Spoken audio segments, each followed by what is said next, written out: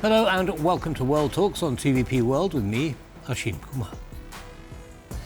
Poland has inaugurated the first Chamber of Commerce in Europe dedicated exclusively to entrepreneurial women.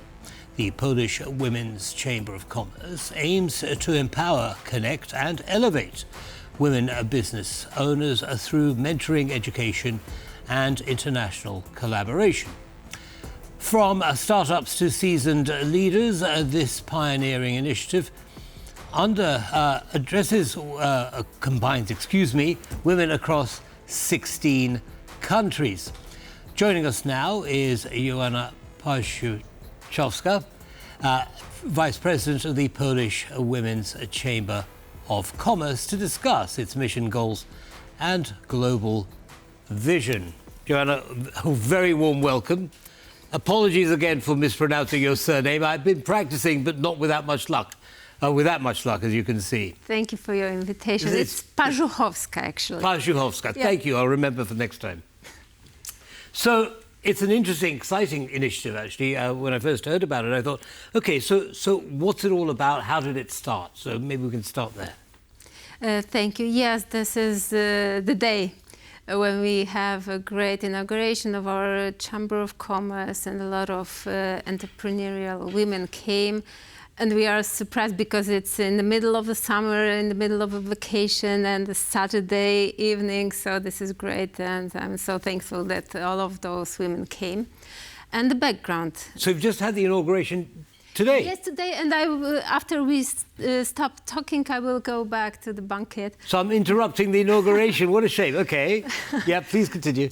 Yes, and this is the day when we start formally, and we invited a lot of fantastic guests. And actually the formal part has ended, and now we have our evening, and this is some fantastic. Networking and so on. Yeah, a lot of networking, and this is why we entered the Chamber of Commerce. We wanted to network, we wanted to make relations. This is all about, and we wanted to have relations, safe relations between women in business.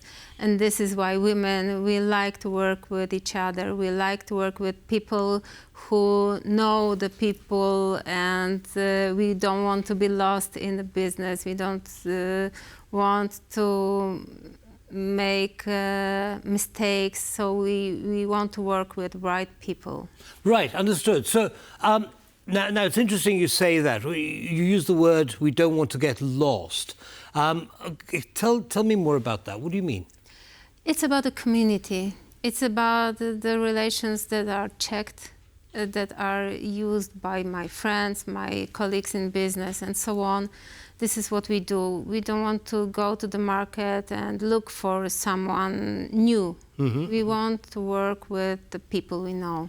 OK, yes, but you know, you have connections in 16 countries, as I've noted, so you can't know them all, right? So how are you developing those relationships? We have ambassadors. Mm-hmm. In each country we have ambassadors. In each big city in Poland we have ambassadors. And in the countries like US we have more ambassadors than one. And this is our points to make more relations. We have also a Chamber of Commerce in those countries to cooperate. We have Irish-Polish Chamber of Commerce. We have Visionaries NV in Nevada, United States, to cooperate. And we have specific people there that our Chamber of Commerce women can meet, mm-hmm. can talk with, and can enter the market with the assistance of them. I see. So, and all of these chambers are being inaugurated today? Today's there? No, our Chamber of Commerce. Only the Polish one is being inaugurated today. OK, so tell me, why is it that you felt that you needed one solely for women, a Chamber of Commerce solely for women? I mean, for example, would it have been equally effective if you had a women's section, if you like, of an existing Chamber of Commerce, which was mixed?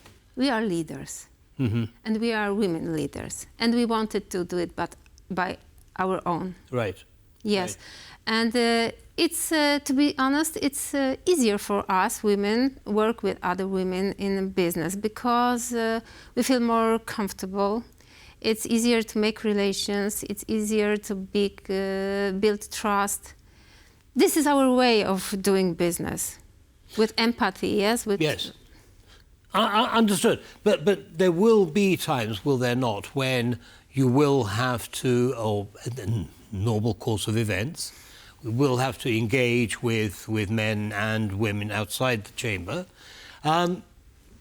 How, I mean, is that going to potentially cause a problem? Because you can't only talk to other women within the chamber, yes? No, of course we invite men. We got our husbands who make businesses. Right. Of course we've got our gentlemen in the chamber. Oh, of course we do. We are serious people. It's not the gender makes a difference, of course. Right. But we are close to other women. Okay. And now, I mentioned some of your values, some of the elements of your mission as a chamber. Can you give us some examples of the kinds of projects that you might be thinking about, people you're talking to, objectives that you might have? Of course, we've got different departments, and we are in front of our new projects in CSR, in ESG, but also we want to start projects in the area of education, and especially education of young people. We've got children. We Right. want to engage our children. We Right. want to show that, hello, those women are doing great things, but look at their kids. The kids are also great, and they're looking at the parents, the mothers, and they're also doing nice, great things. Understood. Tell me, how is the chamber actually being funded? The ladies, the participants are paying for being in the chamber, but of course, during the time, we'll also find more partners. Right, so sponsorships, government funding, Of course. etc. For now, sponsorships, but in the future, of course, other funds, external funds, yes. And how's that going? I mean, you have experience in other countries with the raising of funds. Is it something that you find that, you know, finding sponsors isn't a particularly difficult thing to do? Are people keen to invest? No, it isn't. We've got partners. We've got partners with money, and they want to do things with us, of course. Today, of course, we get a lot of media with us, a lot of business partners with us. And we were surprised that people want to be with us and do it with us, yes. What is it that attracts, for example, government or other financial sources to an organisation such as yours? What do they like? Business partners, of course, the exposure. And other partners talk with us in future common projects. Right, but what is it that, you know, you're bringing to the table that makes them say, yeah, we really want to be involved in the Women's Chamber of Commerce because it offers us something different, right? So what's your, I suppose I'm asking, what's your USP, your unique selling proposition? You know, the fact is that the biggest decisions about what to buy are made by women. Well, that's true. My wife buys all my clothes. You see? Yeah. That's why they are with us. Right, right. Okay, so there, yeah, I mean,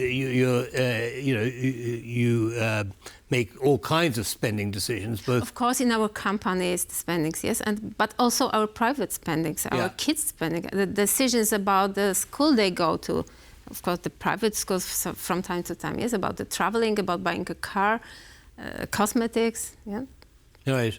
So, okay, in terms of your international relationships with other chambers, give us some examples or illustrations of programs that are currently taking place. They may or may not involve your chamber because, of course, you're brand new, but give us an idea of how international chambers work together. Of course, I have an experience in coordinating acceleration programs between Poland and the USA. And chambers in USA are searching for the new companies that can enter the market, pay taxes, and so on. And this is what are we interested in. We want to spread our businesses, and we want to spread them where the market is. So you provide advice, guidance, and so on? Yes, yes. Advice. So if, for example, an American company or a German company or, you know, wherever else you might have a chamber says, you know, actually Poland is somewhere we'd like to invest, they'd come and talk to you and they'd say, hey, how can you help us? What do we need to do? Is that right? Am I understanding? Yes, but, you know, we are well educated. Our services are really good quality services, and the costs are a bit lower. And I don't see any problems in entering the market abroad. Right. Now, tell me, if a lady is watching us here now talking, and she says, now that sounds interesting, you know, it's something I'd like to get involved with. How could she do that, and what would you be looking for when she approached you? Me personally, I'm doing business. I was looking for serious people who make business, and honest people, and people where I can search for anything I need. And this is very easy, that I can make one telephone that I need this, and this, and I get it. Right. From the people, for people who someone checked. So it all comes down, as we all know, to relationships. And yes, and this is very, very important. fundamental, perhaps. Yes, and we really believe that the relationships and this kind of making business is the key. Thank you very much. Now, Joanna Parzuchowska, You're is that right.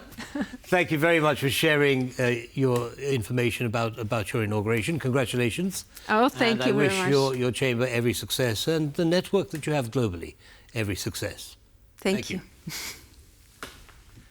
And that brings us to the end of this episode of World Talks. Don't go away, though. Lots more coming up. Goodbye.